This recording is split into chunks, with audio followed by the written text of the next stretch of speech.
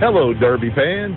Triple D Entertainment, America's fastest growing Derby promotion and the home of the $25,000 big check payout at the King of Ohio, proudly presents to you hard-hitting Demolition Derby conversation from The War Room, America's newest Demolition Derby podcast. I'm Jeff Hobbs, the voice of Triple D Entertainment and the host of The War Room. Now please welcome the man who coined the phrase built by drivers for the drivers, the guy who created the King of Ohio, Mr. Co-host to you, Dustin Woods. Thank you, Jeff Hobbs, for that introduction.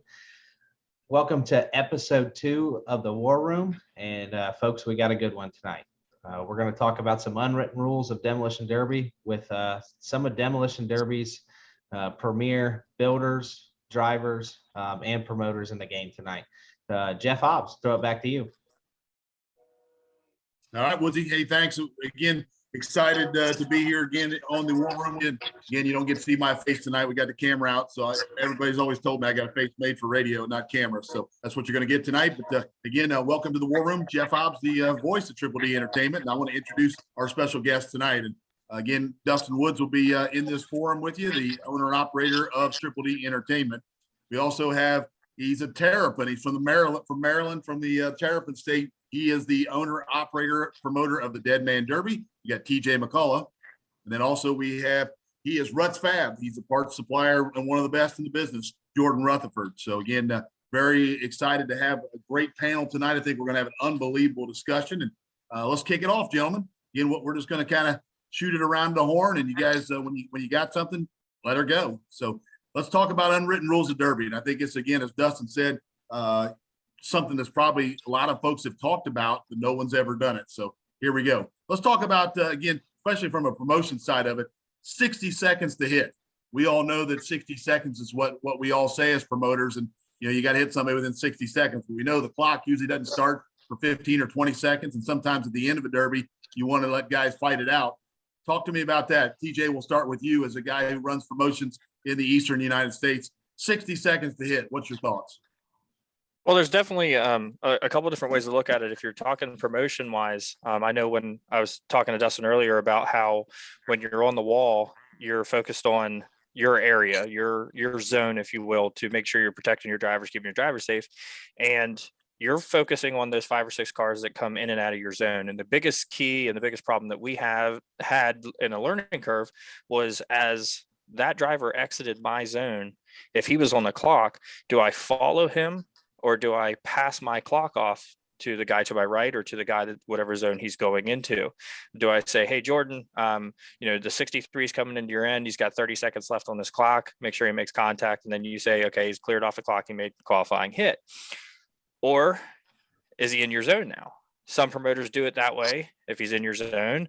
Some promoters just, do it like I said, they pass it along. A good communication is really hard. But when does that clock truly start is the hardest question, because does it start when you notice I'm not doing anything? Does it start as soon as I touch somebody? I immediately now am required to go hit somebody. The way we do it is, especially when there's like 8-10 cars there, we like to say, like, when you hit a guy, we give you a cushion time to move to your next area. You move to that area, and then we give you that 1, 2, 3. Okay, now it's time. Let's get him on the clock again. That's kind of how we do it when it gets down to 8 or so cars. But at the beginning, it's really difficult because you got 20, 30 cars in one heat. How do you properly have each individual person on the clock? I think it's some great points. Dustin, let's kick it over to you. Give me your thoughts, the Triple D and your background of not only as a driver, but now as a promoter. I think there's a lot of questions to be addressed here. And I think the first one is what qualifies as contact. Okay, right? TJ and I have had this discussion a little bit earlier as we were preparing for this podcast. What qualifies as contact is different at the beginning of the Derby and then at the end of the Derby. And it's really interesting. Promoters throughout, the history of Demolition Derby have often said aggressive contact. Yet when it comes to finishing time, or the last 2, we talked about a specific example at your show, TJ. If you want to hop in and walk us through that. Yeah, it was a tough decision. We've all seen it. It came down to Greg Marvin, Bo Lockwood, and Ken Cascadden in our $15,000 to win class. So now this is the most pressure you're going to feel all night long. Every promoter's nightmare came to fruition. You obviously want to see one guy hit this dude, back away. He sits there for 60 seconds. The dude's not starting, and all of a sudden you wave the checkered flag. Well, this did not happen. Greg Marvin was down perpendicular to the bottom wall when Ken Cascadden basically dive bombed in between two cars sideways, putting him in a 3-car freight train of 2 dead cars and himself. Blocking is maybe not the great word, but maybe just taking up that space and pushing Marvin closer to the wall to where Greg Marvin had no ability to really get out of that. And then Bo Lockwood came in and sandwiched him in from the top side of the track, which then gave us our final 3 all under a blanket. Bo then backed up, hit one more time, backed up, hit again, and broke a transmission. As he was sitting still, Greg Marvin had dug a hole, was not making any aggressive forward movement to make contact, was still running, still moving, but not making aggressive contact, as Ken Cascadden is moving forward and backwards, scraping the front of Bo's car, is rocking the car. It's a tough decision to make.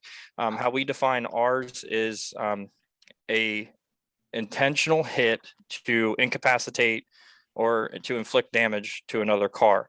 And our rules, it specifically says that scraping and bumping does not count as a hit. So that's where we had it standing, as we had Bo Lockwood as the final aggressive hit. Ken Cascadden with there's 2 bumps going on. So, the hard thing is you have to kind of count one of the bumps because you have to have a second and third. We were actually split on the decision, which is a tough thing because, we have 8 guys on the thing. We were split across the decision, and Greg Marvin said, "Hey, listen, if you're looking at who's second, who's third, I'm third, and Ken Cascadden second." So that made it a little easier on us, but we were definitely split. It's a promoter's nightmare. I think that verbiage. I'm so go ahead. Go ahead, Woody, sorry. Jordan, I just wanted to hop in there quick. That verbiage that you were talking about there, TJ, that's something that I definitely just took a note of with our shows, because we're going to run into this situation a lot in our format. So I think I haven't ran into one of those situations yet, but it's inevitable, okay, that you're going to as a promoter. And there's no doubt. Jordan, have you ever ran into anything like that? Not as much on the promoter end, but on the driving end. Well, one, I watched it happen, hated it for TJ every second that it happened because the crowd hated it. And then what comes with that is 90% of the people sitting in the stands have never been in the situation nor 100% understand what's going on. Because unless you're Bo or Ken or Marvin, you don't know. Like, nobody knew that Bo, in everybody's eyes, Bo was just pretending that his trance was broke and he wouldn't back off. So everybody was, hating on that end. The closest thing I probably have dealt with was it come down at Bash to me, Chris Stepro, and my partner, which was David Tillery or Pork Chop. I've got a rack that's skipping gears. I'm steering, but I'm not steering the greatest. I have a whole lot of front end left. And I'm like, Chris went to the other end of the track. Pork Chop had a car that was driving fine. And I was like, yeah, I'm just going to end it right here. I met Chris in the track, middle of the track, head on, as hard as our cars would go. Garbage both cars. And my car, the throttle stuck wide open. I couldn't get the throttle spring clipped off of it. So I just jerked my wires apart. In the meantime, Chris's trance broke. As this is all happening, David, Pork Chop, whatever you want to call him, he drives up the ass of Step Row and hangs himself. I hold my wires together with one hand, fire the car back up. I put it in reverse, 24 volted it, backed up, and I made probably 10 inches gap, and I hit him twice. Well, in my eyes, that was as much hit as anybody was getting. Chop couldn't back off of him. Chris couldn't move. I made the last hit. Granted, I was just as happy that David won it as to me, but it's still a situation that sucks. So in Ken's eyes, that was the hit it took to win the Derby. In Bo's eyes, he done everything he could do to win the Derby. And Marvin, he was just at the wrong place at the wrong time.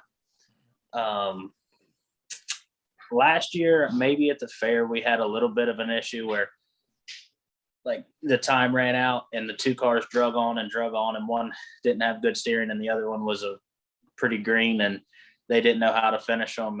But not nothing to the extent of the end of TJ show or my example of how it was when it came down to us at the end of Bash.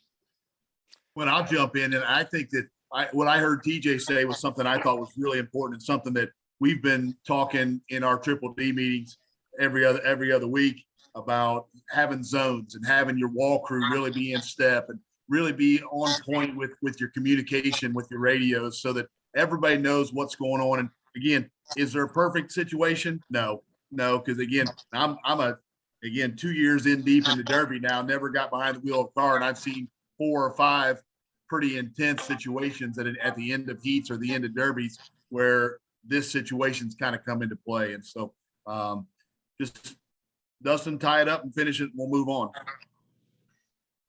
Well, what you were saying there with TJ and talking about the wall crew, we've actually talked about changing our stuff a little bit. I'll throw it to you guys first. Has your wall crew or wall approach, has it changed over time? Is it adapted, or have you guys rethought those processes? Yeah, Jordan. Basically I have 2 shows a year, which now is going to be 3 because we switched to 3 days.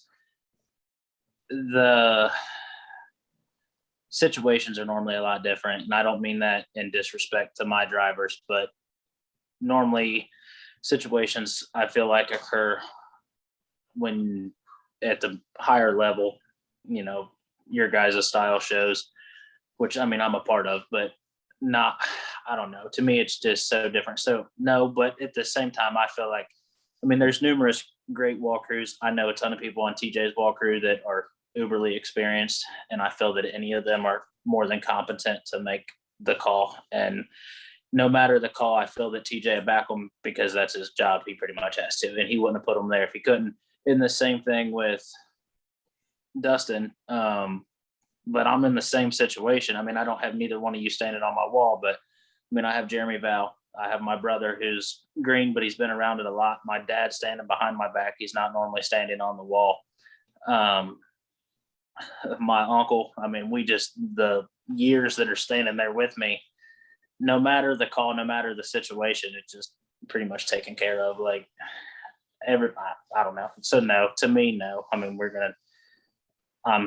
I put those people on the wall because I trust them. So we're going to do whatever has to be done. So I've been to your show. I've watched, and I've been in a car and watched your crew and thing. And I understand what you're saying. From my point of view coming in, I'm still green. If you look at years of experience on a wall, I'm still green, and I'm still learning. That's why I surrounded myself with some good people and made sure that I have Frankie Guy on my wall. I've had Devin Germain on my wall, 2 other promoters on there. I had John Shipley on the wall last year.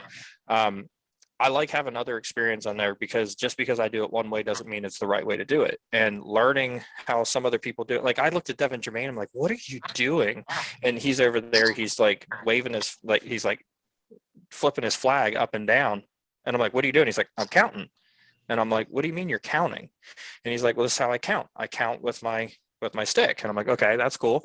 And then, Frankie Guy has an old timer's watch that he uses, and he looks down and it says, 36, seconds. And, the next time 36 seconds comes around, that's where it's at. I use a traditional stop and go stopwatch. I would admit that's bit me a few times where I'll hit it thinking it started. I'll look down and be like, oh shoot. I guess that was 12 seconds. We all make those mistakes. We really do. But then I give that guy a little extra time because, if it was my fault. But the longer you promote, I feel the more bad situations will occur, just out of just bad luck. And that was one of the worst experiences that we could have possibly had. In that whole show, we had a lot of very like what happens when you get when two guys make a qualifying hit? Okay, one guy's going 20 mile an hour, the other guy's going 10. They're both trying to incapacitate the other car and they get stuck together. At what point in time do you say, okay, we need to pull them apart? Because we actually had the conversation on the radio. Do we pull these guys apart? Because Marvin was still running, Ken was still running, and other than going down on the track and putting Bo's car in reverse and telling him to hit the gas, we could not prove it was broken until you could actually see the crack in the transmission bell. At what point do you make that decision? Yeah, it's certainly a tough decision. And I tell you what, I would say that you probably got through that situation relatively unscathed. And that's a good thing for you as a promoter. I mean, in today's world, you see the controversy that can happen with just one call. On the wall, I tell you what, personally, our crew has talked about, and we're going to implement a couple new things with the format in which we're basically going to have crews on the wall that are going to follow our group of 3 around. So that way we don't get lost in that 20 cars, or in our case, 12 or 15 cars out there. And you talked about areas a little bit. We're going to have those crews hone in on 3 cars in particular. We're also going to introduce something that's new to the Derby world, and which we're going to introduce like a shot clock, almost like a basketball type referee, in which he resets the shot clock by going like this. If we think there's qualifying hit, we're going to point at that driver and give that reset of the shot clock, so they know, they have a visual, and we have a visual, and the crowd has a visual to know that it resets. So just a couple things that we've evolved in on our end. Definitely good conversation there. TJ froze a little bit, but we still got you as far as you can hear us, right? Yeah, I can hear everything. It's just everybody else is froze. I have a beautiful picture of Jordan Rutherford sitting in front of me. It's a You great froze picture. while you were talking on me, but Dustin's not froze. Yeah, it's all good. We'll keep rolling. Well, and I would say too that just to kind of finish it, Dustin, because we could talk about this one all night. But the idea of your announcer really being involved, and I think that's something for me to have on the same page communication wise with our wall crew. So like Dustin said, when you see the reset of the shot clock, I can say, hey, Jordan Rutherford's, he just got a reset, so he had a qualifying hit, so he's got 60 more seconds, stuff like that, because and I know that the people in the crowd are the ones that are screaming the loudest, because like Jordan said, they're the ones that don't understand. They're not the guys in those cars. And so but again, that's one we could talk about all night. So let's move it to the next topic. Next topic is about mad dogs. We all love our mad dogs. So let's start this one with Woodsy. We'll let Woodsy go first. Mad dogs get longer. Talk to me about it. Do they get in your guys' shows? Does a guy running hard, does he get an extra? Is his time on the stopwatch run slower, or do you start it later? Is that something that you guys do? Is it something you've seen? What are you guys thinking? I don't know. I can't say that. I mean, I agree. One thing you're pretty good with saying is there's no fast clocks. And by the time you realize whomever it is, mad dog or non-mad dog, is on the clock, by the time you get your stopwatch started or whatever technique you use to put them on the clock, I mean, no matter what, technically everybody's getting over a minute. I mean, from 99.9% of your officials. So I can't say for me that there's not a mad dog that's getting any longer time than anybody else. No, I wouldn't say any extra times given to anybody. We try to be very, very stern with that. And that's one of the things I talk to. I'm like, you have 5,000 people watching. You have other promoters watching. You don't want to put yourself in a bad situation. Thank God our Reapers, they tend to not give us, I don't think they even understand that there is a shot clock. I think when I say, 60 seconds, I think they hear 6 seconds. And I think that they go so fast. They almost never get on the clock because they're making 3-4 hits every 30-40 seconds. And it hasn't really became an issue with anything. And then by the time they put, 3 or 4 minutes on there, now, of course, there's everybody's human. And when you see a dude that's just lighting people up and he gets stuck, there's that thought, like, I'm cheering for him to get loose because I want the show to keep going, but a minute's got to be a minute. Because at the end of the day, for guys like us, we all can turn it up, but we tend to drive on a little bit more of the for the money side. If that guy's minute runs out, I'm taking a deep breath saying, thank God he's gone. I need him out of there. I don't want him to have a minute and 10 seconds. Let's circle back on that. Jordan touched on it. We talk about this a lot, is you always get more than 60 seconds. I mean, you're getting 80 seconds, you're 75 seconds deep. If you go back to any time anyone's timed out, you always have more than 60 seconds because you don't necessarily go on the clock. I think we all agreed you don't go on the clock as soon as you touch somebody again. It's not that it's not that what's the word I'm looking for, direct or that it's not that straightforward. Yeah, it's not that simple. straightforward. Yeah, it's not that simple at all. There's a little bit of variation, in how everybody calls their stuff. But also it's subjective, right? I mean, it's subjective from show to show, from official to official. So in our shows, no, in our opinion, if you're on the clock, you've probably already had an extra 20 seconds at that point. And that'll bring me into the next topic. I haven't seen this happen a lot, okay, but it certainly has happened at some bigger shows. And, this is another tough situation that we get put in as promoters. What happens if a guy's on the clock, he's at his minute, which we all know is a minute 15, a minute 20, all right, and he's 10 feet away limping to make contact. I feel like it's been widely accepted that you're going to let him go and make contact. Would you guys ever stop it? Would you guys ever draw a line? I mean, we ran into it at King of Ohio last year, which I was trying to mention, but now given the opportunity. I mean, Chandler was on the clock, on the clock. He doesn't make it to a minute, but car's not running. It fires up. Now he's moving, and that clock hits a minute, and he is trying. He is chasing dude down the track. Guy has also got track awareness, knowing Chandler has been on the clock, and he's doing everything he can do to get away. Like, that is a uberly difficult call, which we went back on what was called, and deep down, I do feel that it was probably the right situation or the right call. But when you're in that guy's shoes, he was doing everything he could do to move on to the feature. So there's that end of it too. Let me throw that back at you, Jordan, because we certainly ran into that. If that call happens this year, okay, and we got the King class, and let's say it's the biggest names in the sport, how are you calling it on the wall?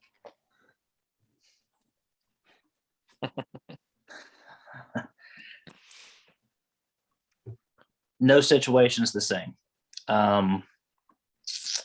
So for that, we'll have to see how it plays out.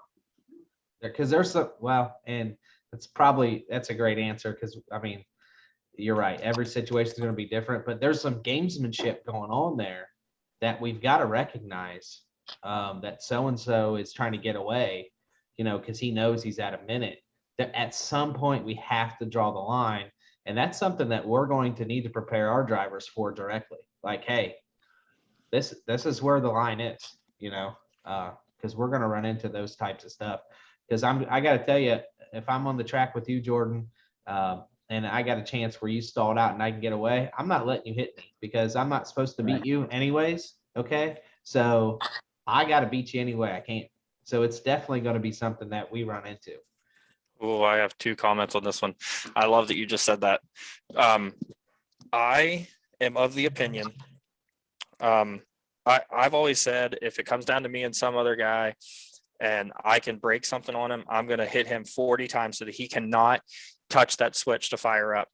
Then I started watching people go over, make one hit, shut off, have something stupid happen. That dude backs up, makes one hit, and then boom, now you've lost the Derby. So I've tend to kind of go away. I argue that a lot of promoters in this country, if you stay on them, for some reason, it always seems like the guy's clock is longer. I don't know why, but like when I'm on somebody trying to go after him, like I go back and I'm like, it was a minute and 20 some seconds. Like it was a minute 30. And like, why did he get more time? If I would have gone over and sat in the corner, boy, 60 seconds feels like a really long time when that guy's not moving. But when you're pounding him, it's different. And then here's the other thing is back in the early 2000s, we didn't have instant replay in sports. So you had instances where the ball would go out of bounds and both teams are pointing in both directions. They make a call. The fans go crazy. They go nuts. It's not a good call. So what happens here is we're talking about the shot clock, a minute. We've talked about how it doesn't necessarily start when everybody else thinks it does. But here's where it does have a definitive start. When the fans that are not educated or the drivers that are not educated on how the shot clock works because they've never done what we do, when you go home and watch it, you rewind back and you're like, okay, Jordan Rutherford just made a hit. Let me start the stopwatch now. And now all of a sudden that grace period that I guess you want to call it goes by, that 10 or 11 seconds, and Jordan goes over and he gets caught up on another car. Now all of a sudden it takes Jordan, 51 seconds or 48 seconds to get unhooked. He turns and he goes and hits Dustin. Well, with our grace period, he just got off in time. He's en route to make that hit. It's best for the show that you let him make that hit. But if you go back and do it like the fans do, look, he was sitting like from the time he made contact here to the time he made contact, there's a minute and 30 seconds. He should have been out and you just cost Dustin the Derby. Yeah, I mean, those are some great points. And I tell you what, like it's kind of been accepted, widely accepted to criticize the NFL, the NBA in those situations. Heck, we just dealt with it with the Cincinnati Bengals in the Super Bowl. And there's no fear of the NFL losing their fan base. Maybe it's because we're in such a niche market that you feel like if you make a bad call or a questionable call, you almost feel like the world can come down on you or everyone can turn on you. You just wish there was a little bit more understanding there that we're not perfect. TJ and I talked about this before we got on here.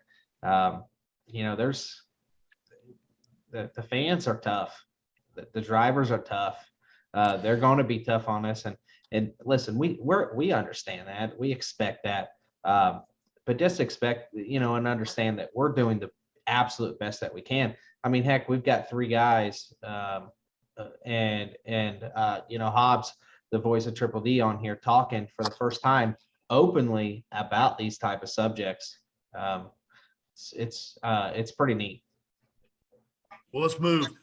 This is one that I'm going to skip over one. We'll come back if we got time, but this is one that's really important to me. And let's talk about rollovers and fires, and I think that's important that, the idea of, do we eliminate somebody if they, roll over and have to be helped, if they catch on fire and the fire goes out and they're still running? So let's talk about that. Jordan, how about you start this one? No, I think TJ should. TJ has a fire rule that's more, I'll say, out of the ordinary than most promoters. All right, go Deadman. So it's funny. I laugh because I know Dustin's trying not to smile right now. I can't see you, but I imagine you're trying not to smile right now. So we originally said one fire. We feel like in the professionalism of the quality that these guys are building at, one fire there's a reason for it. There's an accelerant for it. There's a reason for the fire. There's not a way to deem it safe after that, blah, blah, blah. That was our initial thought process. We did have a situation in our big money pro stock at No Mercy. And, Dustin and I are not afraid to shy away from it. We have two completely different opinions on it.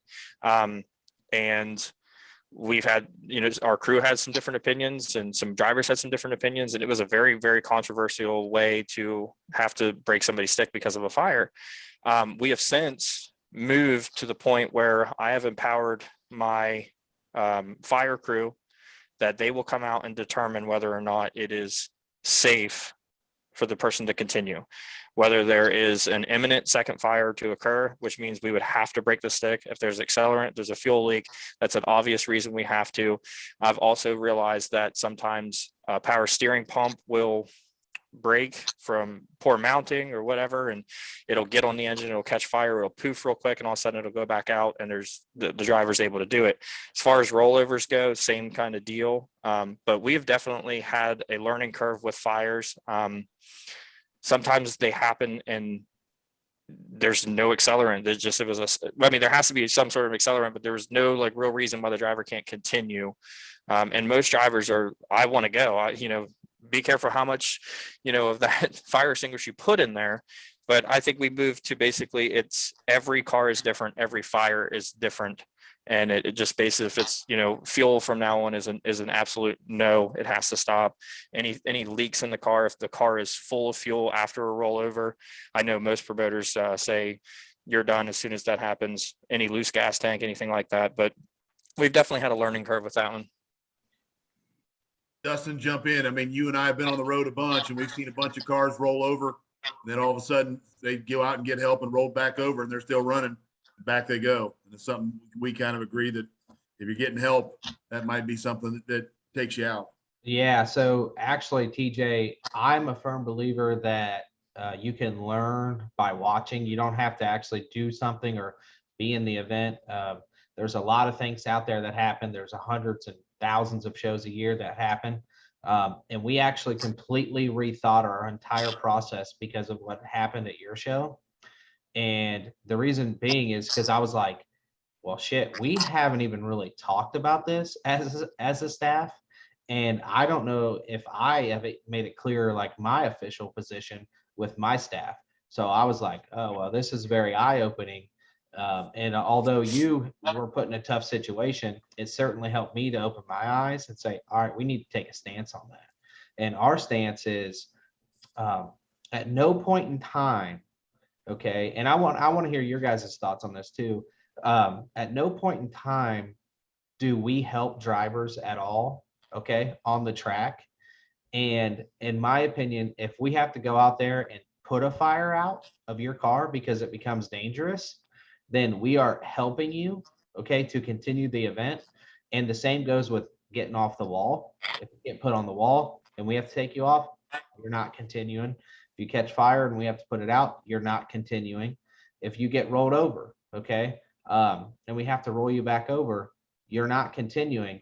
And I really have spent a lot of time thinking about this. And those three situations can really change the outcome of a derby. For example, if a guy gets rolled over and we roll him back over, not only are we helping that particular driver, which is the only driver that we've helped probably the entire heat, but whoever he got rolled over by in whatever circumstance, are we encouraging rollovers? No.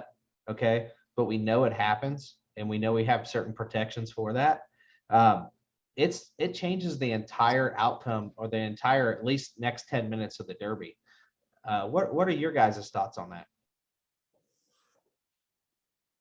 I mean, I think it 100%.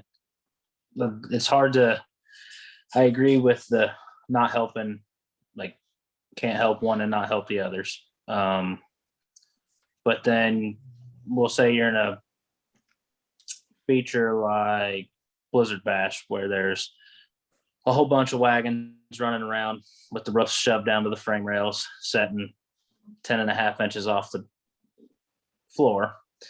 And they know in their head, if I can drive this car correctly and every person I put on their side is out, well, props to them if you can manage that many shots. But at the same time, it would suck to get it thrown back at you. Like, well, there was a 20 car feature and the dude just rolled 10 of the people over. But I guess at the same time, if those 10 people put themselves in the situation to get rolled over, then it's on them too. So I think there's a super double-edged sword there. I mean, typically for us, I'm pretty much if you catch on fire and it's safe to go, I'm going to let you go. Fire number 2, I don't care if it looks safe or not, you're out. I don't need it to hold up the show or take no more of a chance on somebody burning up in their car or anything along those lines. With the, I mean, I feel like it's much more dangerous in the stock stuff because people don't take the time to understand how much fuel pressure they have and how they clamp their fuel line. Or like the famous one that drives me nuts is I'm gonna run this rubber fuel line through my car, through my windshield, and under my hood in a stock car. And I'm like, some of that stuff, well, it'd be fine. I've done it like this forever, but one time it might not be fine. Yep. So yeah, there's so many ways to look at everything. I think I'm pretty aware that, our stance is different than a lot of people. I think you guys having the one fire roll and the rollover is certainly the norm, right? It definitely is. And I think I'm taking a little bit of a controversial stance on that.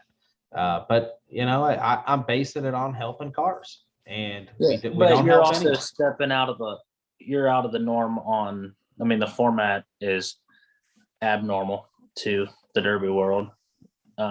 So, I mean, there's nobody, it's one-on-one, it's kill or be killed, as we've been saying, and whatever it takes to do it. So if I roll you over, you're out. And So, okay. So I wouldn't say I'm an expert in this, but I will say I have rolled 4 people in my Derby career, and I've actually also rolled myself, which is, long story. But so I've had this situation happen where 9 times out of 10, the rollover that I see, it's not because of a calculated hit. It's not because of me trying to incapacitate your car. It's a guy that's nose has peeked up past the bottom of the windows and catches the B post on the cage, which is a terrible shot. It's not going to do anything to the car except for get it off balance. I don't know if it's right to reward somebody for that. I know that in the driver's meeting, what ends up happening is there's not a single driver standing at that driver's meeting that goes, yeah, I'm probably going to get rolled tonight. Everybody's like, I'm not going to get rolled. Nobody can roll me. Nobody can roll me. But as soon as you say, do you want us to roll them back over and let them continue if they can? Every driver goes, if something stupid happens, I want that second opportunity. Because I know I'm like that. I'm like, well, just in case, yeah, sure, flip them back over and let it go. Because if I'm the guy that rolled you, I obviously can roll you again with that same stupid B post shot. So I'll just do it again. 2 rollovers, you're out. But here's a whole different angle of this. That is, this is where I start to get into that, like, how much talking about this gets to the point where nobody in the Derby world actually cares, but they need to understand that this is a real life thing that can happen. I was at New Alexandria 2 years ago, and I watched a man lose his life on the track. Now, yes, there were other circumstances to that. I've been at several other derbies where fires have been so bad where skin is dripping off of people's arms. We've all seen it. We've all seen how bad this is. If you catch on fire and we put it out and we let you continue and you catch on fire again, let's say the worst case scenario ever happens and a person would lose their life in that fire. Obviously, we all know we're getting sued like crazy no matter what. But does it come back to where we actually contributed to that death because we didn't do everything we could to prevent that from happening? It's the crazy thought process. Like, I know that, but I think about that stuff as a business owner. Could that happen? Like, could that be a problem? So, like, I almost am like, one fire, you're done. Like, it's too risky. Well, and TJ, I'll jump in, and I was thinking some of the same things, even though, again, we're on different sides of the fence, but I see why you do what you do, because a lot of Derby guys they're bulletproof, and you guys know that. You guys have all current drivers and get behind the wheel, and so sometimes you almost have to protect guys from themselves a little bit, and especially. And I'll even go further as to say, I know how much money you guys wrap up in these cars, and you got between $3,000 and $10,000 in a motor. And if that thing burns up, and they're just going to run it to the ground. And so, to me, not even just the death, but the idea that you're protecting people from each other, from themselves a little bit. And so, I do understand, and I respect the way that you guys do business. But again, I think that's, to me, sometimes we got to defend, and protect guys from themselves a little bit, because Derby guys are just, they're nuts when they get out there and the adrenaline gets flowing. There's a specific call that I remember at Bash for Cash in which Billy Penwell was in a wagon. And I could have swore I remember looking over at somebody. This was a couple years ago. And I was like, we're going to see Billy burn up in this wagon because it's down to 2. He's not shutting this thing off. And they actually came out and shut it off for him, or took him out. And I just thought, oh my God, it was the most relief I've ever felt, like at a show, because I thought we were really about to see something bad happen. And, they stepped in. I don't know if Billy argued the point or not. He probably did, because he's such a competitor, and he wanted to win the show so bad. But car was in great shape. That training was just, you guys know what was about to happen. I mean, everybody knew what was about to happen. So I'm mostly surprised he was in a wagon. That's actually how I won my first full-size car derby at Bash for Cash in 2019. I made a hit against an 03 and newer who was literally a foot and a half away from the wall. I hit him just behind the B post going for the tire. And when I did, the official kind of like glanced over and looked inside like he may have seen something. And I instantly was like, it's got to be fuel. It's got to be fuel. So I hit him again to try to like show the official, you need to check on that car, because that dude had me covered. I mean, there was no chance I was going to beat him if that didn't happen. But I was hitting him as fast as I could to try to like, and I actually pointed and said, I think he's got a fuel leak, like it's dirty, but you win at all costs, whatever you got to do. And they looked in and they deemed his car unsafe to continue. And that's how I won. He had me covered. Like he was going to beat me. Well, great conversation. Tell you what, let's move to the next one. This one is as old as the hills, but it's something that still takes place in a lot of derbies. When you talk about driver door hits, and I know that you guys have all been behind the wheel. You've probably all accidentally taken that shot, and you've taken some shots to that driver door. But let's talk about that. And Jordan, you haven't started, so we'll let you start. Let's talk about driver door hits. We'll start with, I'm bad for using it as a shield. I will gladly park my door in front of you. I can really say there's probably one real good time that I didn't put it in front of somebody, but I took a shot that put me on top of my oil cooler. And at that point I wasn't very happy. I'm not a fan of everybody's kind of just let the driver's door thing go. I mean, we let you plate it. We let you put a plate on the inside. You can plate the outside. But I mean, watch a guy at Blizzard Bash get flipped against the wall and the dude's pointy bumper shoved through his driver's door, or up against his driver's door, maybe not through it. And that's absurd to me. I'm going to go with, at my show last year, between the 2 nights, I bet I broke 15 sticks for driver's door hits. I don't play the driver's door game at all. If you park it in front of somebody and they hit you, you knew what you were doing. If somebody's 2 cars are moving at once, that's a hard call. That's a very, very hard call. But if you're going down the track and the shot that you thought you had goes away and you're on the binders and you slide into somebody's door, you were aware of the situation, I'm not going to break your stick. But that's one that I feel like 90% of your promoters have gotten very lax on. And I will 100% say that not every driver's door will be seen, but it's one thing I don't tolerate at all. Yeah. The biggest problem with driver's door hits has nothing to do with anybody on the track. It has everything to do with the reaction of the crowd. Because, and I'm not picking on anybody in the stands, but you have fans of the driver that makes the contact, fans of the driver that receives the contact. You have casual fans and you have educated fans, and you literally have just people there that were there for the fair, and oh, there's a derby going on, so let's go in here. Oh, I thought the number one rule is you're not allowed to hit in a driver's door. What is a driver's door hit? If I hit you with my pointy bumper literally right behind the B post, the point hits behind the B post, but as I slide sideways, I then make contact with the left front frame rail directly on your driver's door. Now, you know, if you get hit right there on that B post anywhere back to the C post into the tire, it feels like you got hit straight in the head with a baseball bat. It hurts. So what if I have 75% of my bumper on your front wheel, but I make contact with that A post and it dents the door in? You've seen it all the time. The fans are going crazy, wanting to lynch that person because it's a driver's door hit. And, you know, I see officials all the time give that, you know, cross the shoulder signal with the flag. And I'm like, that's not a driver's door hit. That was a wheel shot. I'm more on the thing. We know the risk that we're out there. I watched you break thousands of sticks out there last year. That was very entertaining, and I agreed with almost every single one of them that you did, because it was crazy. And if you ever seen one of his shows, the bone stock shows out there, they're absolutely wild and absolutely crazy. I don't even think anybody's trying to win. But anyway, I'm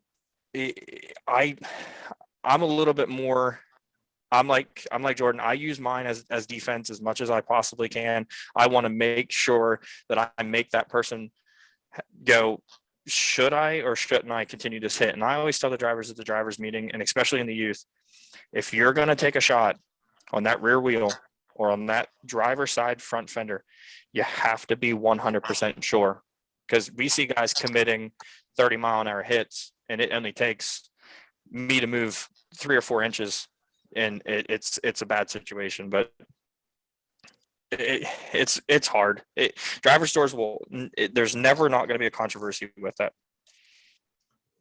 Well, I agree with both of you, and I think Jordan took the stance of demolition derbies forever. That's how it's been, and the crowd is educated on that. So you know, they're definitely going to be on top of that. If you don't know anything about demolition derby, most people at county fairs, especially if they attend one derby a year, they know what driver's door hit.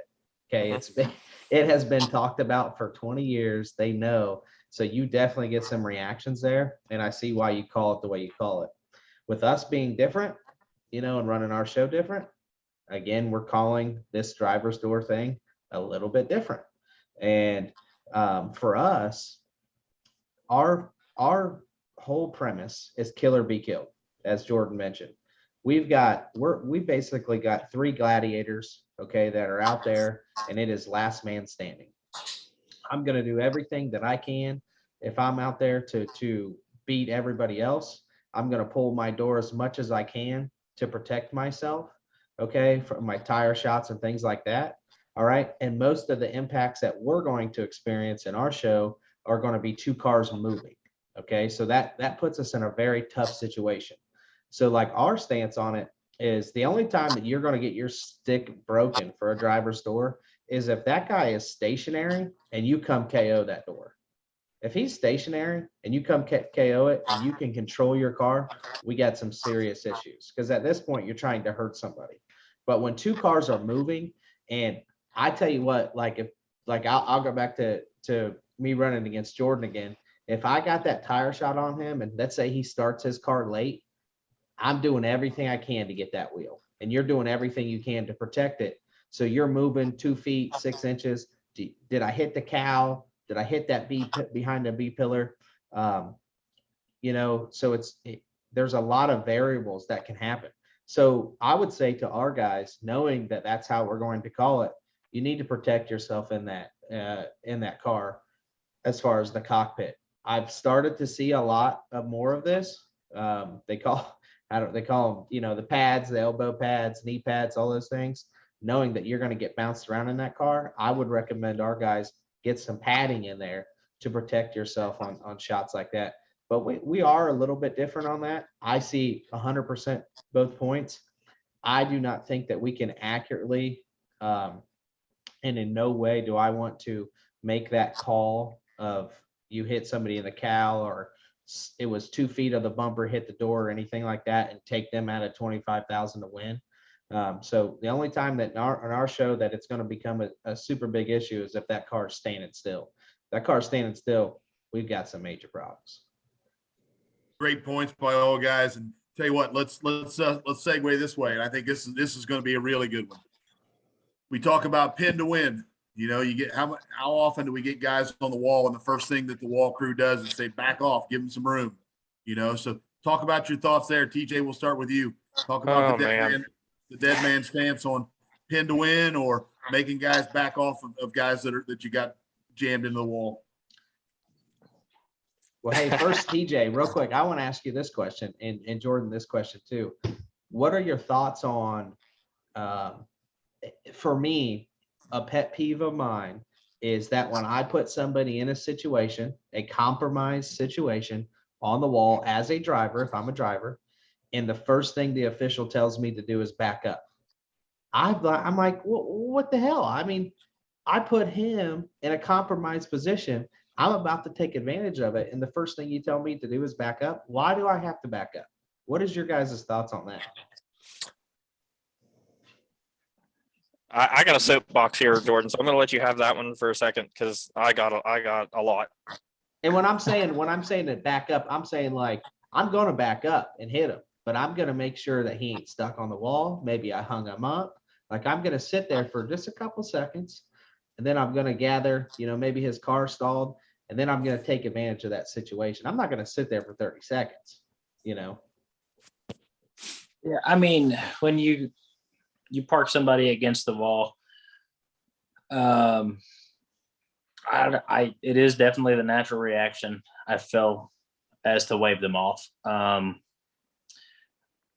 I guess it's more in the line of protecting the driver against the wall because of getting stroked against the wall.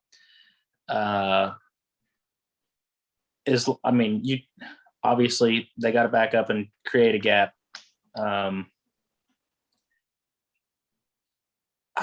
don't know why. I mean, my thing would be that you're naturally protecting the person against the wall. I mean, there was a situation I don't know,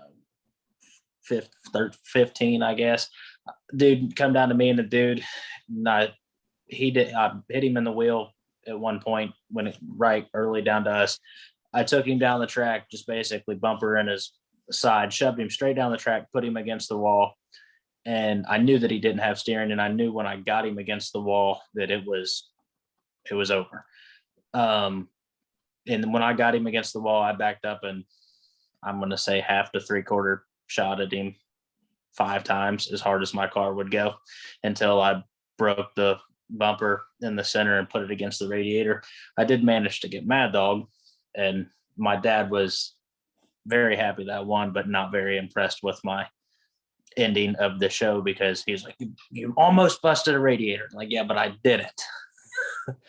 But I mean, I guess just the natural reaction to I protect the driver, but I guess it just really depends on what end of if you're the one receiving the shot or the one giving the shot. Are you ready? Yeah, let's go. All right. So, if you guys watched my last derby that I just ran, I was just in this situation. Long story short, I hadn't driven the hardest, but I'd gotten to a point where I knew I had the derby won, but I had broken a trailing arm, and my rear was walking a little bit. I could feel it, and I knew something could go wrong. So I didn't want to get crazy, and I had made a qualifying hit against an 03 and newer that had no steering. He was dead in the middle of the track, and there was a car about 20 feet in front of him that was sitting diagonal, and I knew he could not get around that car. I literally pulled my car over into an angle where I knew I couldn't be hit. You can watch the video. You can see me pull in there. I reach my hands out the window. I grab the official's attention, and I pointed to myself. I said, me, last hit? And he shook his head, yes. And I was like, all right, I'm going over here and sitting. I've made the last qualifying hit. This guy's got 60 seconds to come hit me. I'm getting booed like crazy. But my rear end's walking. Like, I don't know if the next hit, it might break. Yeah, it feels like just a trailing arm, but who knows? Maybe a slider bolts are going to start, working their way loose, and now I'm not going to have, drive or anything. So I don't want to get into anything. As soon as I went down around that car and stopped, the entire crowd started doing. Mark Elliott's on the thing. He's like, he wasn't really sure because the contact I made wasn't anything special, but it was a qualifying hit. He wasn't sure if I had actually had that. And he's like, well, what's Undertaker doing sitting down here in the corner? And the fans are going crazy, and the officials are screaming at me to go make a hit. And I'm like, no, I've made the last hit. Like, you're going to put me in a situation where I'm going to lose this derby on something stupid. Eventually, they basically made me go down and hit him. I turned around the corner very gingerly. He got an angle on me. I backed away so he couldn't get it. I got perpendicular with him, and then I played the game. As soon as his front end moved left, I moved him back right. As soon as his back end moved right, I moved him back left. I just kept him perpendicular. I hit him like 6 or 7 times. I kind of looked at the officials, and I'm like, I mean, it's over. Like, I need to make this more obvious. So I went back to the other end of the track. As soon as I went back to the other end of the track, they're demanding me to go hit. And I understand, because I want my derbies to finish that way too. I want them to finish with hard hitting and aggressive action and stuff like that. But at that point in time, I did not want to break anything. I haven't had to use the front end of my car that much. And I'm like, well, I could run this car again. I've won this derby. It is now his. You say you've put somebody in a position. It is now his obligation to make that contact with me. And they told me I had to go hit him again. So I went down and I drove him in the front rail, pushed him sideways, and then literally, 5 times in a row, as hard as I possibly could, hit him into the corner. And I'm like, well, if something breaks now, he ain't going to move. So I just tried to break everything I could possibly break on his car. But that situation really frustrated me because I felt like I had done everything that I could do to win. Is it a dirty win? Is it not a clean win? Yeah, it is. But I had done everything that I could do to win. When I put you against the wall, if you don't want the smoke, break your stick. Like, if I put you against the wall and I'm coming and I rock you as hard as I possibly can, well, if you don't like how that feels, you have an option to get out of the car, and that's breaking your stick. So I'm going to give it to you. I hate when officials say, back away, give them a chance to start. Absolutely not. I cannot stand that. Like, that is something I'm so passionate about. Like, you cannot, it is his requirement to make a hit to me. Now, if I'm like 2 inches away from him, not actually letting him get out of there and just tap, tap, tap, tap, tap, tap, tap, and he's trying to move, that's a little different. But if he's sitting there still, why do I have to stop and wait for him to restart? That's, to me, that's just so wrong. So I got a couple comments there. One, I agree 100% with you. I do think there's a line, and we've discussed that line in our meetings of how far you need to be back, before to initiate contact again. Okay, so I do think there's a line, and I think that me personally, we've got to make our drivers aware of that line. But then also, you talked about the ending of that show, and I could sense your frustration. I think sometimes as promoters, you want that like electric ending. Okay. And I attribute to what we do a lot like UFC, and what we're about to go through with our King of Ohio events and King of Indiana events. I think it is UFC. It's all about the hype leading up to it, because what actually happens in that cage or what actually happens on the track, we don't know, and we can't control it. You watch Conor McGregor, he's the biggest in UFC. It's not because he's the best. It's because he's the most polarizing. Okay, he sells it all the way up to you. You tune in, and it might be a minute long. You paid $60 for that minute of a fight, but you feel like you got your money's worth. My dad always told me about the Tyson fights back in the day. Tyson would fight 10 times a year, 12 times a year. It was $60 every time. They'd buy it. He'd knock the guy out in the first 2 rounds, and they always felt like they got their money's worth. I felt like in that situation that you're talking about, TJ, as a promoter just trying to do a little too much, sometimes we're going to get the golden egg. We're going to hit the home run. It's going to end how we want it to end. Sometimes it's not. The rules are still the rules, right? Yeah. He was 100%. Like, I don't fault them at all. Like, I know what he wanted. And you know what? When I went back and I watched the tape, I wasn't in as much trouble as I felt like in the car. I was being ultra cautious. The last 4 hits kind of even made it look worse because I didn't even hit the brakes. I was shifting forward, backward as hard as I possibly could because I was just frustrated. And so that kind of even showed the fans like, well, he can do it. Like, why didn't he do it? And you can't explain that to everybody when they're booing you. You can't explain it. And that, thank you for giving me the opportunity to actually explain that. But it's just frustrating because like, I get it. Like I would love, and I mean, absolutely love to hit somebody so hard I roll them over, and they get out of the car. I'm done. He rolled me over. I get out of the car, and the crowd's cheering me, and I won the Derby because I rolled the guy over. And it just doesn't happen very often. It doesn't. Especially the better the competition, the more it comes down to, I just got to get that position. And like, if you don't have any steering, I'm going to hit you, and I'm going to go to the other end of the track and hide behind 3 cars and make you come get me. I think it's a good point. And I again, we're in this thing to win it. And I think that's, again, Dustin and I have had tons of conversation on the road talking about things like this. And, the one thing that frustrates me and kind of it still has this kind of the same feel is I hate it when you get down to 2 and you get one of the wall guys or the officials jumping out on the track, and they make them back up to about 20 feet, and you just keep hitting each other head on until somebody blows up. And that just drives me nuts. I'm not a fan of that. Maybe you guys are. Let's talk about that. When officials try to dictate at the end how it needs to finish. I don't want to go first here. I have a lot to say about this. What do you guys have to say?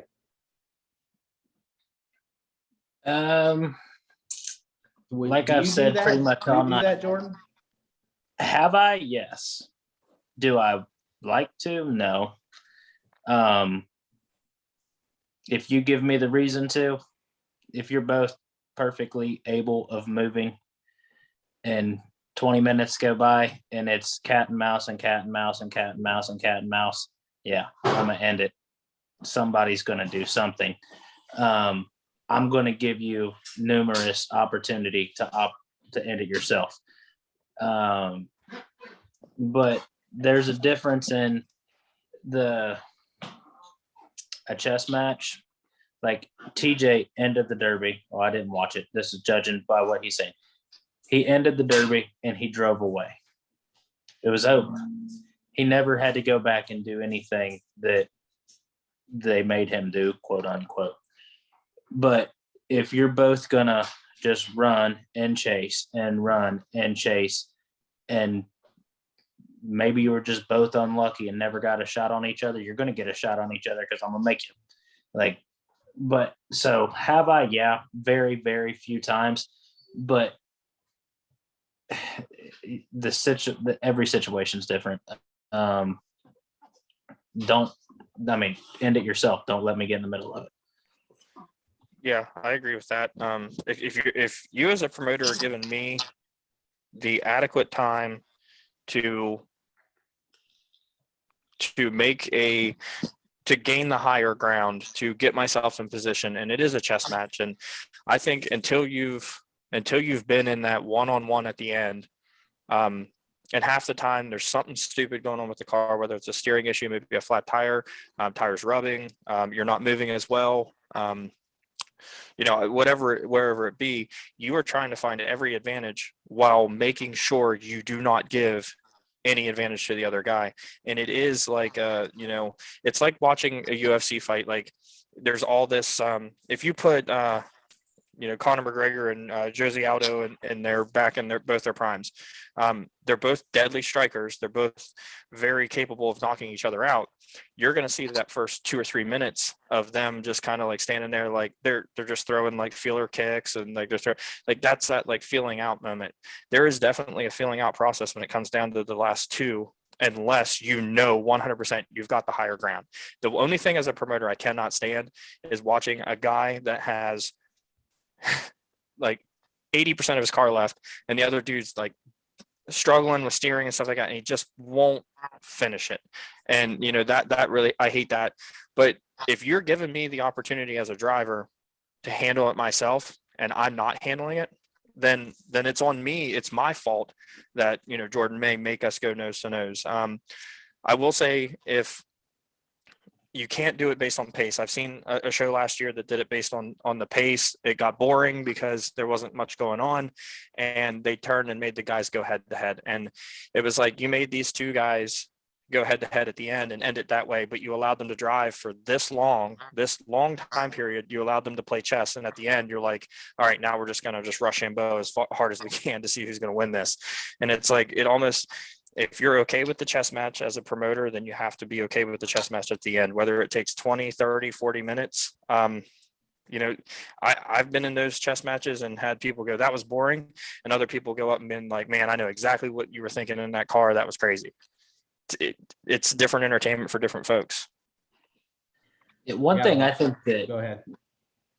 like Sorry, definitely makes somebody think differently, but there's only really one opportunity for it is like in Mark's point series. So you got a closer award, and not everybody's chasing that per se. But every time that I come down to me and somebody else last year, that was in the back of my head. And if I had that advantage, like I was going to do what it took to try and get that, because it was an extra bonus thing that, you know, Mark puts out there. It's a plaque or whatever. So I don't know if that's something, as we sit here and think about, maybe that's something. I mean, we give Mad Dog awards at most all derbies. What if there is a insight thing? You know, you get a bonus $500 and a trophy if you can close the derby. Wow. Maybe that's something. I love that. That's why we do this right now. And right here, we're going to have Let's a lot trademark of RUTZ FAB. opportunities. Yeah. We're going to have a lot of opportunities for that at our show, because you're going to have to close every heat, right?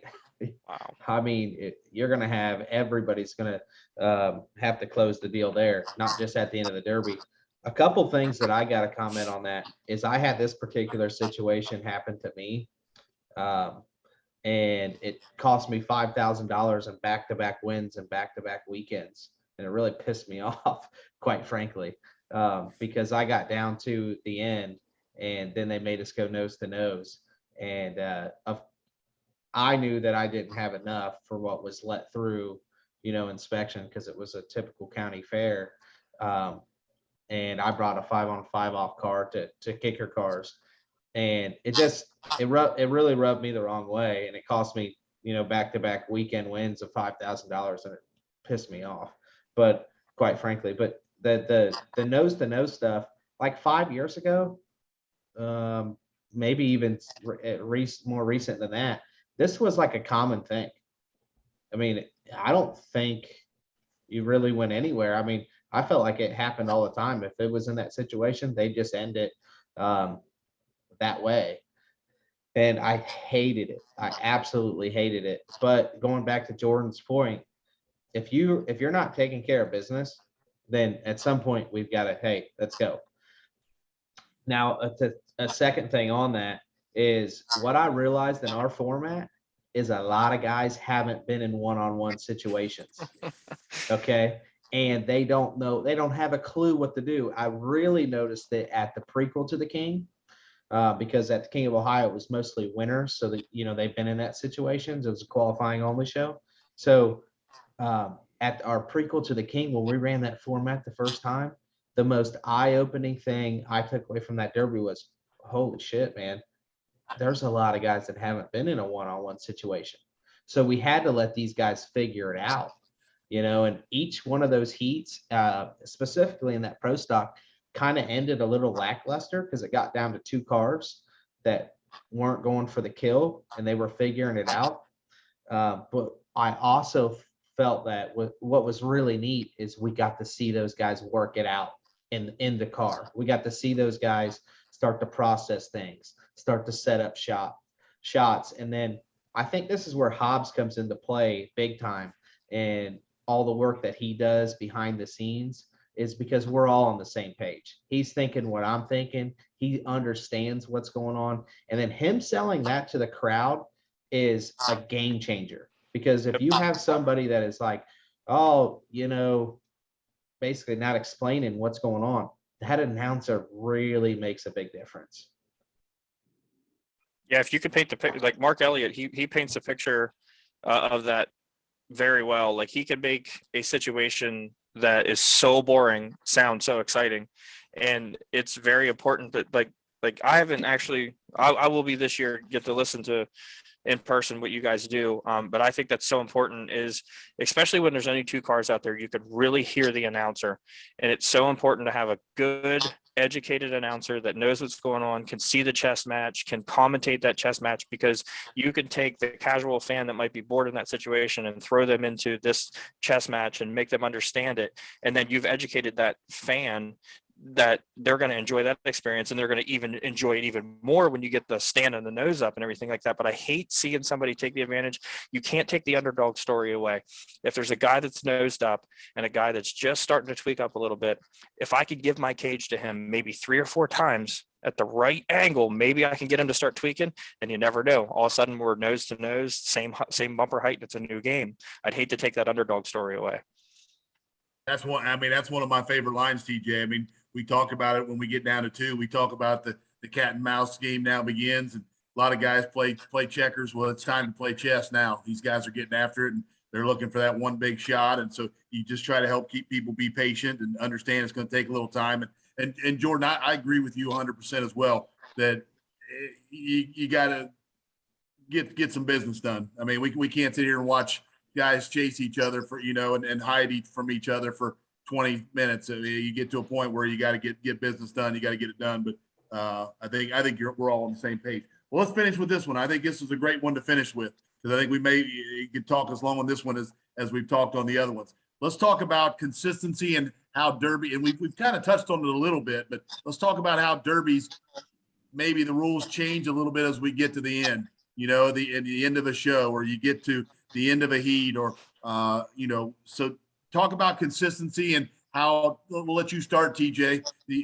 What's the Deadman, how you talk to your guys and your officials about, is that same, minute at the beginning of the Derby, the same minute that's at when you get down to 2, or you can go anywhere you want to go with that. But being consistent and trying to stay consistent, saying it and doing it sometimes is 2 different things. The number one thing that I always preach to my guys is, and this goes back to the driver's door hits, this goes back to is just any situation where there's an issue. And when it comes down to, the final 2 cars, 3 cars, whatever it is, any decision has to come through myself, Dominic Fabry, or Jacob Gilliam. Those are the people that I put in charge of, making that decision, because I trust in them. We've had the conversations. The 3 of us are 100% on the same page on how we're going to let things finish, as far as how we don't allow a pin to win. We don't allow this and that. But we are the ones that are going to have that guy on the clock. We have to make sure 100% that we're confident in the decision we're making. I take my 2 head tech officials and say, at this point in time, it's us 3. So when it gets down to that, we step up our game and we make that decision. We've made wrong decisions. We've actually messed it up once, here and there.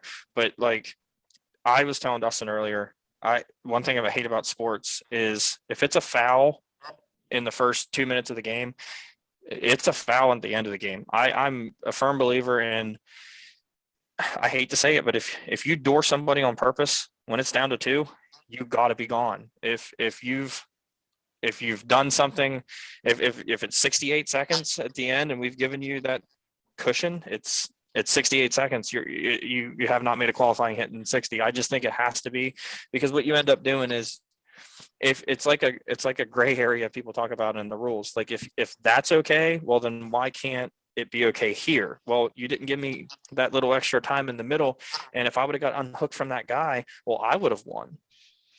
So I think you just got to be careful in trying to be as consistent as possible. And honestly, the number one thing about that is, if you can stand on your decision and always being the same way, I think people will respect that. It's just like balls and strikes are completely different, and every umpire is completely different. But if you're the same across the board the entire game, the batter knows what to look for is going to be a ball or a strike.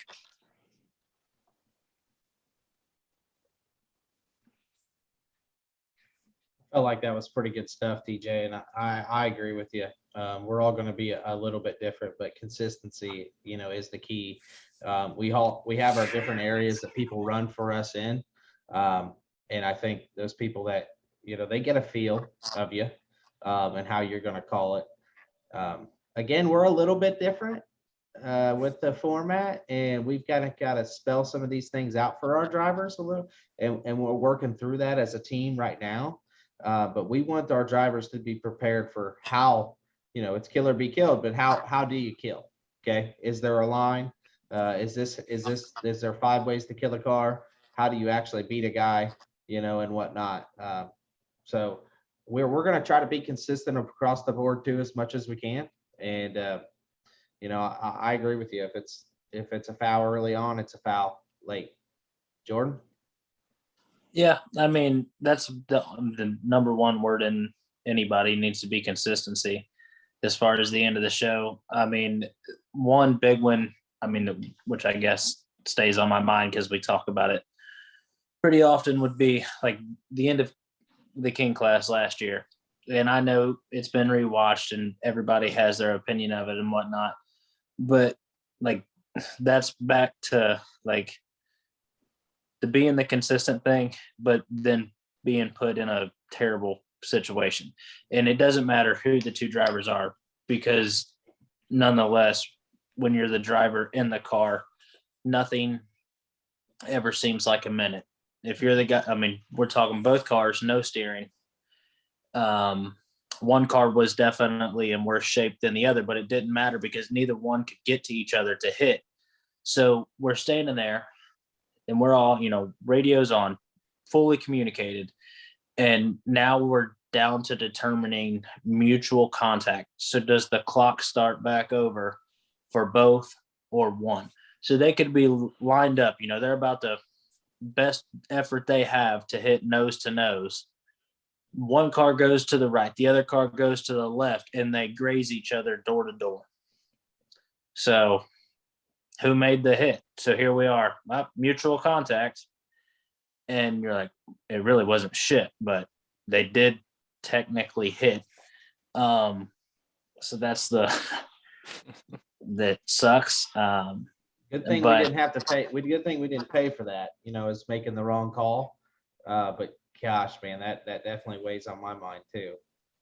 It's not that, I don't think there was a wrong call. I understand that in Corey's eyes, it felt like we gave Braun 30 minutes.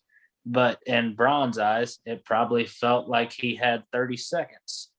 So that's the being on the winning end and the losing end. But nonetheless, we weren't that inaccurate, because there was tons of mutual contact made in a 15. I'm going to say they derbied for 15 minutes themselves in a 15-minute span. That really wasn't great contact, but it was all that each of them had, because there was just no shots being landed. And when you're put in that situation, it pretty much has to play itself out. The clock still works, yes, but your count of contact at that point becomes something so different. That's just one of those things that, you don't wish to be put in a situation, but you do. It just kind of has to play itself out. That, man, you keep talking about that kind of stuff. It gives me goosebumps thinking about that, because if you've ever been in that situation and you're not sure if you're going to win, the intensity, I bet you Corey Roman could write a book on the last 15 minutes of that, on everything he was going through in his mind. What was going on in your mind, Dustin, for the first time? King of Ohio, you're about to crown a king. You want this clear, decisive winner, but it's this chess match. It could change at any moment. Like, there's so much going on in that moment that, like, if you've never been in that, it's wow. It's so overwhelming to be in that car. And yes, everything is silent. Everything is like, it takes longer. I like to say it's everything kind of comes together when it's working right. You kind of see it in a I know exactly what I got to do. I just got to get to that point. But when your cars are struggling, like you're talking about with the mutual contact, and I watched it and I understand exactly what you're talking about. And it's like, we want, this was your audition, Dustin, for the whole entire world to see. Triple D Entertainment, King of Ohio. It's coming down to this. And like, there's just so much going on in that moment. Like, I could listen to a podcast just based on that moment. And any driver that's ever been in the last two to come on and talk about their experience and what they were feeling in the car. TJ, that's really well said. And Jordan, you too. I mean, I agree with you, because trust me, I was the guy on the microphone trying to keep it all going. And I mean, you're 100% right, Jordan, that I guarantee you, if you ask Corey Roman, he was in that car waiting to get hit for 25 minutes. And if you ask Trace Braun, you broke, you know what, 30, it was like 30 seconds, maybe 45 at max. And we all know that it was probably 2 to 3 minutes, you know, and again, just little teeny bumps. And you're trying to, you got two gladiators that are, you know, fighting for a big check. And, you know, this year you're going to fight for $25,000. And it's like, you truly, as promoters, you want it to go the right way, and you want it to end well, but you know that, you know, your whole livelihood hangs in the balance of, you know, did somebody really make a good hit and how did it end? And so both of you hit a home run with your answer there. I mean, I just feel like, you think about it, like in multiple situations, I feel like when I stood on the wall that day, like the number one said thing in 15 minutes was mutual contact, mutual contact, mutual contact. There was mutual contact. So we keep seeing it, we keep seeing it, we keep seeing it. Then 60 seconds goes by and nobody's hit either, like they've not hit each other again. Is it over? Because we just said mutual contact, which therefore means they're both shot clocks have started over. So is it over? Did they just tie for first? No. So here we are. Now we're at 3 minutes and they're just now hitting again, but that has to work because we said mutual contact.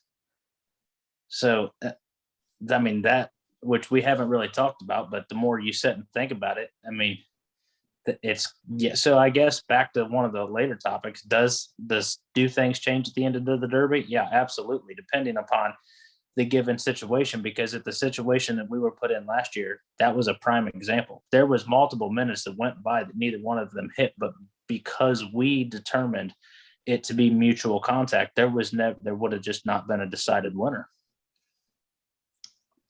Yeah, well, that's where Hobbs has a radio, and he's educating the crowd on that, because boy, you could lose a crowd, or you could, you know, really cause a riot by not communicating what's going on. This resetting the shot clock stuff is also, you know, why we need to visually show everybody what we're doing, because they can't hear the radios. They don't know if we said that was mutual contract, or contact. The drivers don't know. You know, Trace and Corey didn't know either. If we can give them a visual to say that's mutual contact, whether they agree or disagree, they know where they're Gonna at. have to get over that fact. They Yeah. better agree. Yeah, they don't have any choice, but now they know where they stand, right? The last thing we want to do is not communicate to a driver that they were on the clock, you know, or they made the winning contact. Let's throw this scenario out. This year, King of Ohio, it comes down to, let's just say it comes down to TJ and Jordan. Obviously, it's not going to, but for the sake of this example, and TJ makes contact with you, similar to what he was telling his story earlier, and he backs away.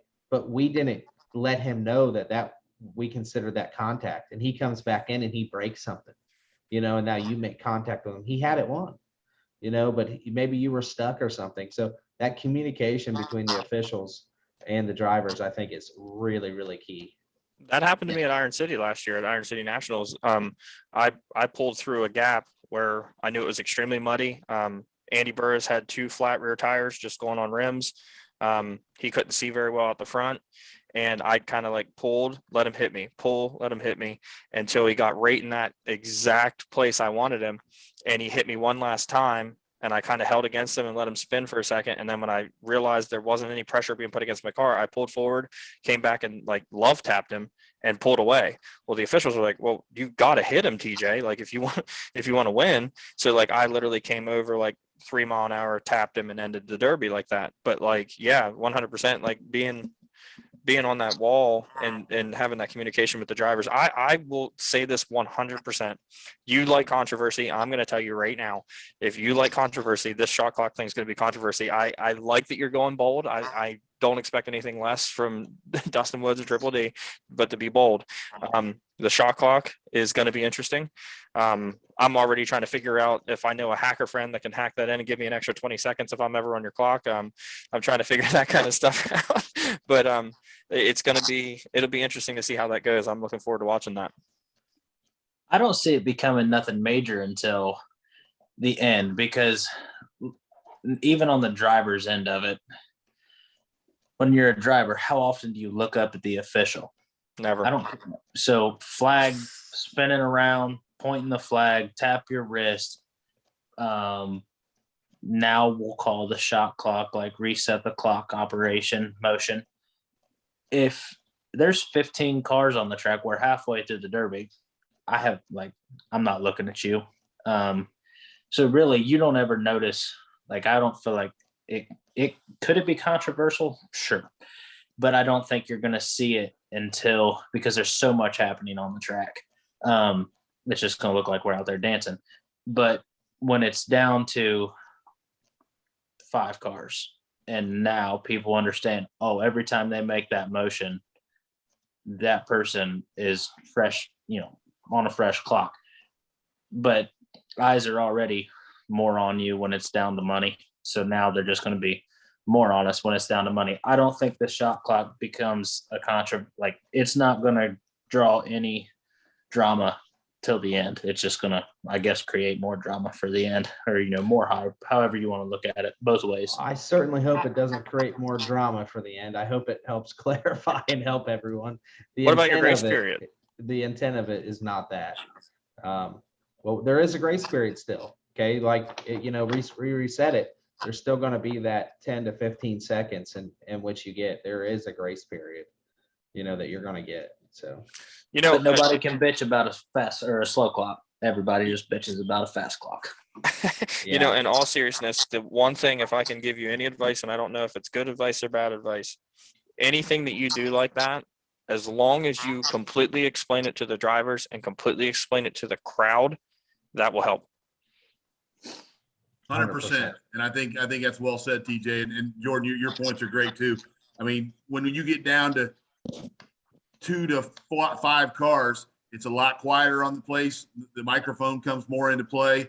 I can let people know what's going on. And I agree with you, TJ, that again, that communication factor that I think, which is huge for our wall crew and our staff, and so that I can communicate to the crowd as to what's going on and people know what's going on. I think, again, I agree with Dustin. I'm knock on wood. I hope it's going to do nothing but clean up and clarify how things end. And again, agree with Jordan in the fact that I don't think it comes into play until you get down to 3 or 4 cars. But at the end of the day, it's still their job to pay attention to us. So if they want to be like, I didn't know my clock reset, or I didn't know when my clock started, or whatever, if you ignored us, that's on you. We can go back and replay the video and you see me make this motion, that's when it started. And so, it definitely goes both ways, but we'll know. I can see the drama. I can just picture, I don't know if this is how you thought about it when at the end, but I can see Jordan's over there in his car and he's trying to get his wire shut. And I'm intently gripping white knuckle on the steering wheel, looking at your shot clock, come on, 10, 9. Now, I promise you, if it's me and Jordan at the end, and I would expect the same from him, I won't be sitting anywhere. I'm going to send him for the ride of his life, because I'll probably never get that opportunity again. Well, I'm going to get it. You guys will be able to write a book on 2nd and 3rd at Iron City Nationals this year. So, and I'll write the final chapter on that, defending champ in the house. I'm coming over there to play this year. I know, we're all in the same heat. No, I'm taking a compact car. That's what I'm running. I thought you were in with us. Dustin, is Tim Jr., is he running in that? He's going to be the guy who puts you out, isn't he? That's what I've heard. I can't run my own format, so I'm going to go create it. All right. Hey, listen. I like those one-on-one battles. I like that. I don't care if I win, lose, or draw. I want to know where I stand. And you know, there's been things said. I just want to make sure everybody can back it up on the track. If I can't back it up, I'll be the first to say it, but I think I can. Me and Jordan will be at the other end of the track doing something different. Yeah, I think that's going to be off the rip. So I might not see you at the end. Yeah. Oh, that's between you guys. Well, I mean, don't want to shut this bad boy down, man, but some people have to go to work tomorrow. So unbelievable conversation. Gentlemen, I want to say thank you to Jordan Rutherford and TJ McCullough. Jordan, talk to us quickly. How can we get to RUTZ FAB if we need to? Give us all the ways to get a hold of you if we want something. Facebook's probably the easiest, or if you, I don't normally prefer that you text me first, but my number's all over Facebook, 513-678-8488. I got a website, but Facebook, text me, call me. Awesome. Jordan Rutherford, RUTZ FAB, parts supplier, as good as they come in the business. Deadman, TJ McCullough, Deadman Derby. Talk to us. How's the best way for us to follow you guys and to follow what you're doing this summer? Yes, sir. You can check us out at deadmanderby.com. You can find us on Facebook. You can find us actually on TikTok as well. Not very good yet. We're trying to figure that out a little bit more, but you can find us all over the internet. Check out my personal page, TJ McCullough. Add me. Stay tuned to all the live videos that we have. You can also see all these lovely guys that are in this video, TripleDEntertainment and RUTZ FAB, at one of our Deadman shows. Next one being No Mercy 2, April 15th and 16th at Dunbar, PA, at the Fayette County Fairgrounds.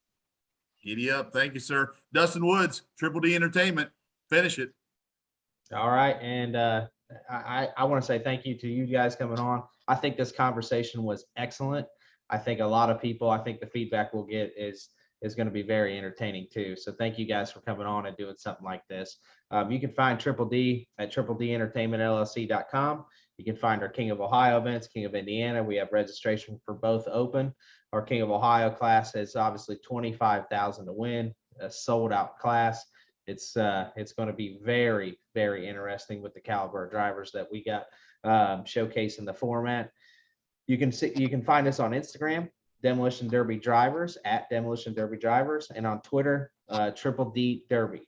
Okay, so again, Triple D Entertainment LLC is our website, and our Facebook page is just Triple D Entertainment.